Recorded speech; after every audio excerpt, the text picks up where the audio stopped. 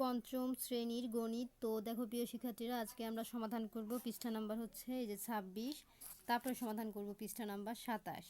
তো 26 আর 27 পৃষ্ঠা সমাধান করব। তো চলো ভিডিওটি শুরু করি এবং বলে রাখি চ্যানেলটি সাবস্ক্রাইব করে দিতে, কারণ সাবস্ক্রাইব করলে আমি ভিডিও আপলোড করলে কিন্তু অটোমেটিক তোমাদের ফোনে ভিডিওগুলো পৌঁছে যাবে, সার্চ করে দেখাও লাগবে না। তো দেখো এখানে আছে রহিম সাহেব বাজার থেকে 600 টাকা দিয়ে 5টি ডাব কিনলেন। 12টি ডাব কিনলে তার কত টাকা খরচ হবে? তো 600 টাকাতে কয়টা কিনলো? 5টি ডাব। তাহলে 12টি ডাব কিনলে তার কত টাকা খরচ হবে? তো চলো আমরা এটার উত্তর দেখে নিই, একদম সহজ। এই যে দেখো আমাদের উত্তর, এই যে 5টি ডাবের দাম 600 টাকা, অতএব একটি ডাবের দাম কত টাকা হয়? 600 ভাগ 5। তাহলে 12টি ডাবের দাম কত টাকা? বা এই যে 600 ভাগ 5 গুণ 12। তাহলে 600 দিয়ে যদি আমরা সে প্রথমে 5টা কিনছে, তাহলে 12টার দাম আমাদের বের করতে আগে 5টার দাম বের করতে হবে। 5টার দাম বের করার পরে তো আমরা 12টার দাম বের করব, কারণ এখানে তো এই 5টার দাম বের না করলে আমরা হচ্ছে এটার দাম বের করতে পারবো না। তাহলে 600কে যদি আমরা 5 দিয়ে ভাগ করি, আমাদের উত্তর হচ্ছে 120। তাহলে 600কে 5 দিয়ে আমরা ভাগ করে খাতায় আগে দেখাই।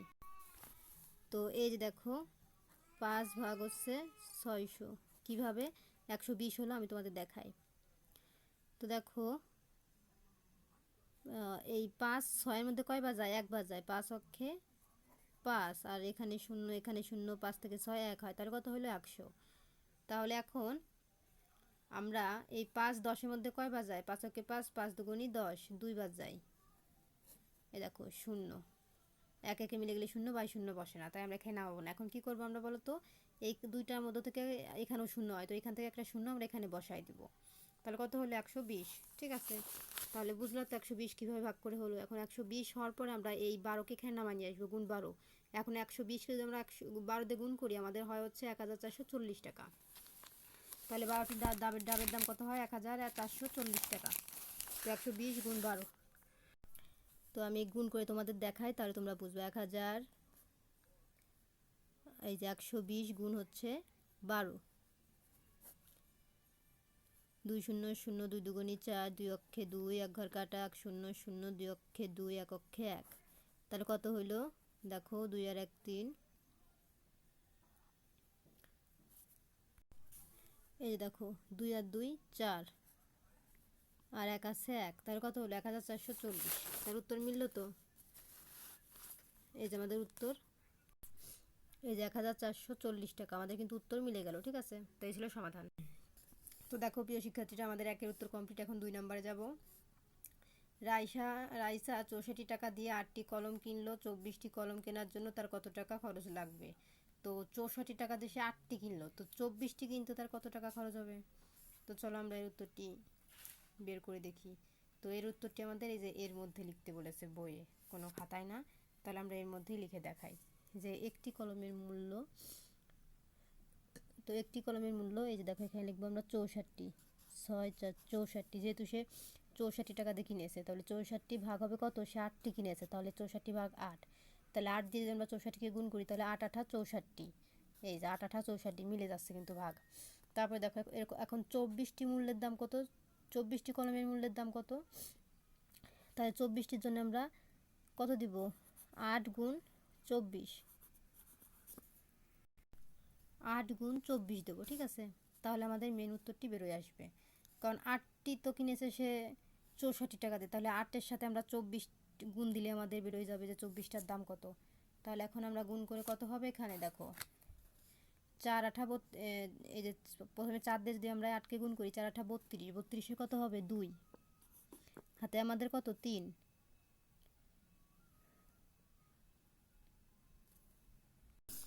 এখন দেখো 8 দুগুণী কত হয়? 16, 16 আর হাতে 3 কত? 16 17 18 19, 1 দিয়ে 9 19, তাহলে কত হলো? 192 টাকা। ঠিক আছে, তাহলে 24টি কলমের মূল্য কত? 192 টাকা। এই যে 109 2 92 টাকা। তো দেখো আমাদের কিন্তু এই 2 নম্বর অঙ্ক কমপ্লিট। এখন আমরা চলে যাব 3 নম্বরে। 3 নম্বরে বলেছে একজন তাঁতি 3 দিনে 24 মিটার কাপড় বুনতে পারেন। এখন নিচের প্রশ্নগুলোর উত্তর খুঁজে ছকের খালি ঘর পূরণ করি। দেখো 6 দিনে কত মিটার কাপড় বুনতে পারেন? তো আমরা এর মধ্যে লিখব। তো 6 দিনে সে কত মিটার কাপড় বুনতে পারেন। তো এই যে দেখো আমাদের উত্তর, এই যে 3 দিনে কাপড় বুনতে পারেন সে 24 মিটার, ঠিক আছে। সে 3 দিনে কাপড় বুনতে পারেন 24 মিটার, অতএব একদিনে কাপড় বুনতে পারেন 24 ভাগ, কারণ সে 3 দিনের কথা বলেছে, তাহলে আমাদের 24 ভাগ 3 দিতে হবে, 3 আঠা 24, এই 8 মিটার। তাহলে 3কে যদি আমরা 24 ভাগ দিই কত হয়? 8, 3 আঠা 24, তাহলে 8 হয় উত্তর। এখন অতএব 6 দিনে কাপড় বুনতে পারেন, এখন যেহেতু 6 দিনের কথা উঠেছে, তাহলে আমরা কি করব? এই 8 মিটার হচ্ছে তার হচ্ছে এইটার উত্তর, 3 দিনের উত্তর হচ্ছে 8 মিটার। হ্যাঁ, তাহলে সে 6 দিনে কত মিটার পারে? তাহলে এই 3 দিনের সাথে আমাদের 6 দিনেরটা এখন গুণ করব। এই যে 6 দিনে কাপড় বুনতে পারেন, এই 8 গুণ 6 মিটার, তাহলে 6 আঠা 48 মিটার, অতএব 6 দিনে এই যে 256 মিটার কাপড় বুনতে পারেন। এখন এই যে এই 256 মিটার, এই যে নিচের ছকে এই যে দেওয়া আছে, এই 256 মিটার, ঠিক আছে। তারপরে 2 নাম্বার প্রশ্ন, 32 দিনে 256 মিটার কাপড় বুনলে এর অর্ধেক সময়ে কত মিটার কাপড় বুনতে পারেন? তো এটার উত্তরও এই যে দেখো 2 নাম্বারে দেওয়া আছে, এই যে 32 দিনে কাপড় বুনতে পারেন 256 মিটার। এখন 32 দিনের অর্ধেক সমান সমান 32 ভাগ 2, তাহলে আমাদের অর্ধেক মানে 16 দিন বেরোয় যাচ্ছে। অতএব 32-এর অর্ধেক অর্থাৎ 16 দিনে কাপড় বুনতে পারেন, তাহলে 16 দিনে কাপড় বুনতে পারেন কি? এই 256 ভাগ 2 সমান সমান, এই 256 যদি আমরা 2 দিয়ে ভাগ করি, তাহলে উত্তর হবে আমাদের 128 মিটার। তাহলে উত্তর কত হবে? 128 মিটার কাপড় বুনতে পারেন।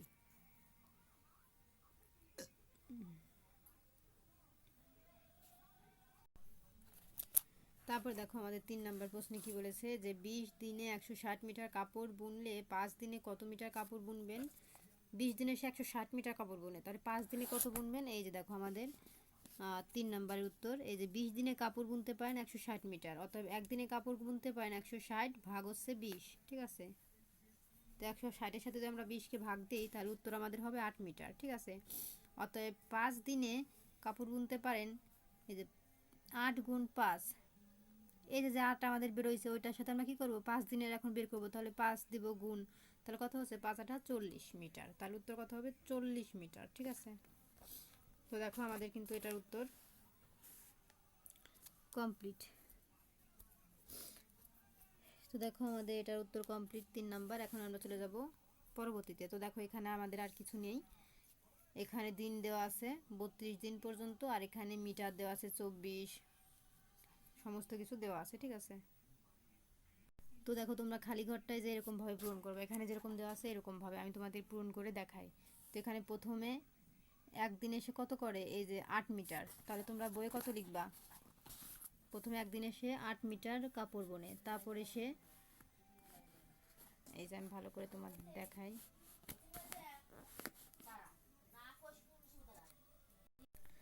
আর দ্বিতীয় দিনে সে কাপড় বুনে কত মিটার? 16 মিটার। তারপরে তৃতীয় দিনে 24 এবং চতুর্থ দিনে সে কাপড় বুনে 32 মিটার, 4 আঠা 32 মিটার, এবং পঞ্চম দিনে সে কাপড় বুনে 40 মিটার, 5 আঠা 40 মিটার, আর ষষ্ঠম দিনে 48, 8 আঠা 64, 8 10 80, আর এখানে হবে 12 দিনে কাপড় বোনেন হচ্ছে 96 মিটার, আর 15 দিনে 120, আর 16 দিনে হচ্ছে 128। এটা তেমন কোনো মেন অঙ্ক না, পরীক্ষায়ও আসে না, এটা জাস্ট এমনি বোঝানোর। আর 24 দিনে হচ্ছে তার 192, এখানে হবে 192, এটা তো দেওয়াই আছে। তো দেখো এগুলো কোথা থেকে আসলে, এই যে আমরা যে অঙ্কগুলো করলাম না, এই যে দেখো তোমাদের দেখাই, এই যে প্রথম দিনে সে কাপড় বোনেন 8 মিটার, তাহলে প্রথম ঘরে আমরা 8 লিখলাম, আর 6 দিনে কাপড় বোনেন 48 মিটার, তাহলে তোমরা ষষ্ঠ ঘরে কত লিখবা? এই দেখো ষষ্ঠ ঘরে লিখবা 48 মিটার। তারপর দেখো 32 দিনে কাপড় বোনেন হচ্ছে 256 মিটার, তো 32-এর ঘরে আমাদের এই যে দেখো 256 লেখা আছে। তারপরে দেখো এই যে 32-এর অর্ধেক 16 দিনে কাপড় বুনতে পারেন হচ্ছে এই যে 128 মিটার, তাহলে 16 ঘরে এই যে আমরা 128 মিটার লিখেছি, ঠিক আছে। তো এখানে আমাদের উত্তরগুলো দেওয়া আছে। তারপরে দেখো এই যে 5 দিনে কাপড় বোনেন কত, এই যে 40 মিটার, তাহলে 5-এর ঘরে আমরা লিখলাম কত 40। আর 3 দিনে কত, এই যে 24 বোনেন, 2 দিনে যে 16, এগুলো তো তোমরা এই অঙ্কের মধ্যে পেয়ে যাবা, এখানেই দেওয়া আছে। তো এই ছিল কিন্তু আমাদের সমাধান, আশা করি বুঝতে পেরেছো। এখন এই 26 পৃষ্ঠা পরে আমরা এখন চলে যাব 27 পৃষ্ঠার সমাধানে, ঠিক আছে। তো দেখো আমাদের এখন 27 পৃষ্ঠা এখানে কি দেওয়া আছে।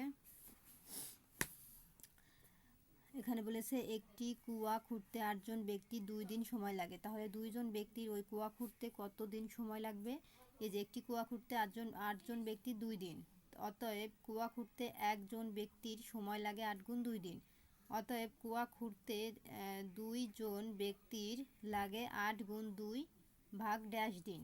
তাহলে 8 গুণ 2 ভাগ, এখানে হবে 2 দিন, 8 গুণ 2 ভাগ 2 দিন সমান সমান। এখন এখানে কত বসবে, 8 দুগুণে কত হয় 16, এখানে বসবে 16, আর ভাগ 2 আছে, এখানে 2কে আমরা আবারও নামায় নিয়ে আসবো। এখন 2কে যদি আমরা 16 দিয়ে ভাগ দেই তাহলে কত হবে, 8 দুগুণে 16, তাহলে এখানে কত হবে 8 দিন।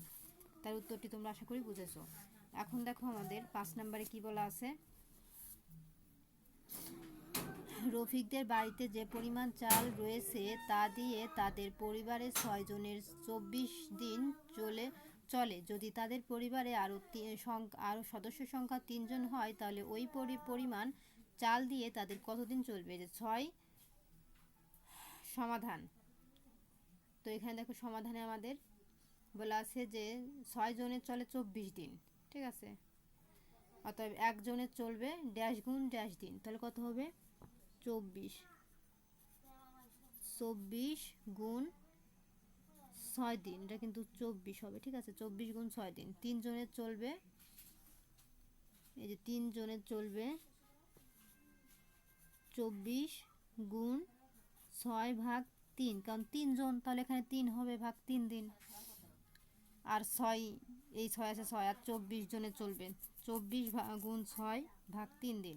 এখন আমরা এটার সাথে এটা গুণ দেবো, 6 24 কত হয়, এই দেখো 4 ছক 24, 24-এর 4, হাতে আমার 2, হ্যাঁ, আর 6 দুগুণি 12, আর 2 কত 13, 14, এই যে 14, তাহলে 144। এখন ভাগ, এই 3 আছে 3 নামায় নিয়ে আসবো, ভাগ 3। এখন 144 দিয়ে যদি আমরা 3কে ভাগ দিই আমাদের উত্তর হবে 48, 4 8। এখন আমি দেখাই যে 144 দিয়ে ভাগ দিলে কীভাবে 48 হয়।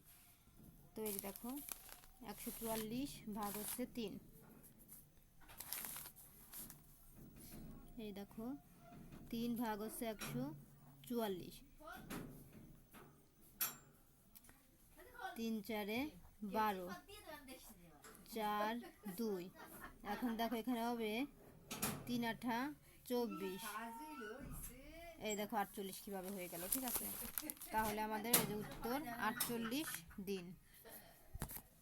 তাহলে দেখো এখানে তাদের ড্যাশ দিন চলবে, তাদের 48 দিন চলবে। সমাধান। এখন দেখো 2 নাম্বারে হবে রিয়া দোকান থেকে 24টি পেন্সিল 288 টাকায় ক্রয় করলো। 36টি পেন্সিল কিনলে তার কত টাকা লাগবে। তাহলে 36টি পেন্সিল কিনলে তার কত টাকা লাগবে। 2 নাম্বার অঙ্কটি এই দেখো যে 24টি পেন্সিলের মূল্য 288 টাকা, একটি পেন্সিলের মূল্য 88 ভাগ 24, কারণ যদি 24টি পেন্সিল তাহলে আমরা 288-র সাথে ভাগ 24 দেব।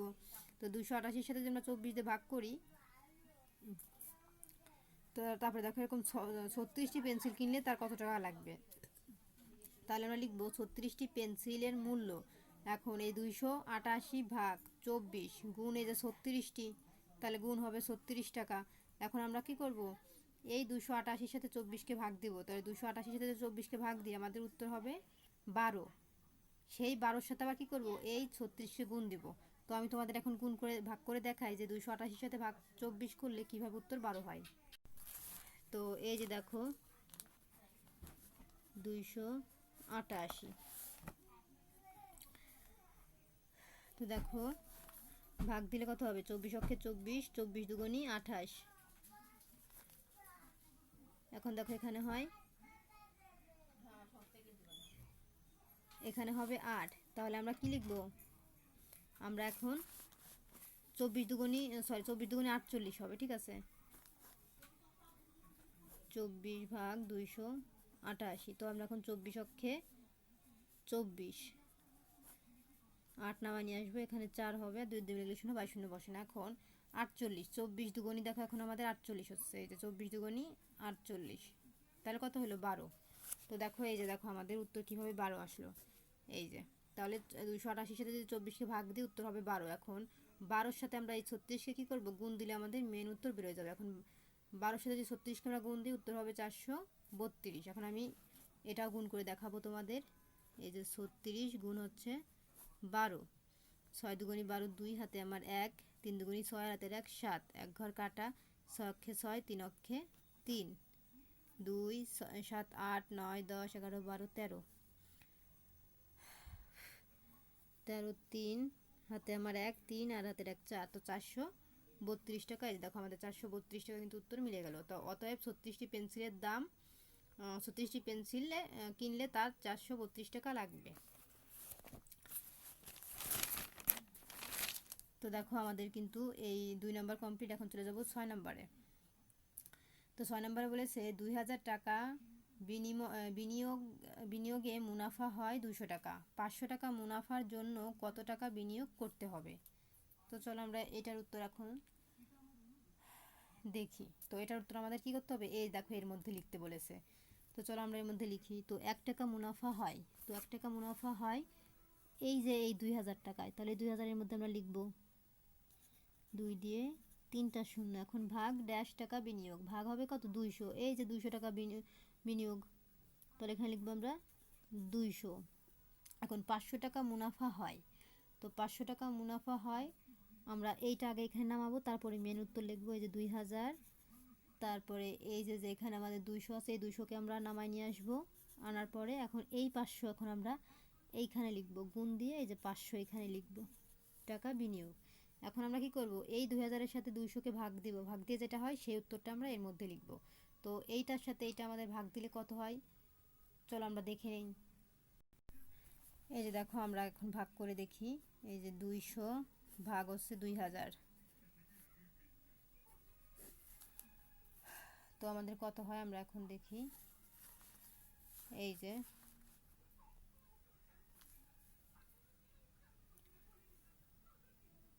এখন দেখো 2 অক্ষে 2 আর বাকি 0 0 0, 2 2 মিলে গেলে 0, 22 শূন্য বসে না, তাহলে এখান থেকে একটা শূন্য আমরা এখানে নিয়ে দিলাম, তাহলে কত হলো 10। তাহলে আমরা এখানে কত লিখব, এখানে আমরা লিখব 10। তাহলে 2000-এর সাথে 200 ভাগ দিলে হয় 10। এখন এই 500কে আমরা এখানে নামায় নিয়ে আসবো, 500 নামায় নিয়ে আসার পরে এখন এই 500-র সাথে যদি আমরা 10কে গুণ দিই তাহলে আমাদের উত্তর কত হবে সেটা আমাদের লিখতে হবে। তাহলে 500 গুণ 10, চলো আমরা লিখি 500 গুণ 10, 0 অক্ষে 0 0 0, 1 ঘর কাটা, 1 0 0 1 0 0, 5 অক্ষে 5 0 0 0 5, তাহলে কত হইল 5000। এই দেখো একক দশক শতক হাজার, 5000 টাকা। তাহলে আমাদের কত টাকা বিনিয়োগ হবে, এখানে লিখতে হবে 5000, 1 2 3টা শূন্য, তাহলে আমাদের 5000 টাকা বিনিয়োগ। তাহলে এখানে 5000 টাকা বিনিয়োগ করতে হবে, এখানে লিখবো কত, এই যে 5 1 2 3টা শূন্য, 5000 টাকা, ঠিক আছে। তো এই ছিল কিন্তু আমাদের 27 পৃষ্ঠার সমাধান। তো পরবর্তীতে 28 এবং 29 পৃষ্ঠার সমাধান দেখার জন্য অবশ্যই সাবস্ক্রাইব মাই চ্যানেল। আর ভিডিওটি কেমন হলো অবশ্যই আমাকে কমেন্টে বলবো, এবং কে কোথা থেকে দেখছো সেটাও আমাকে কমেন্টে বলো।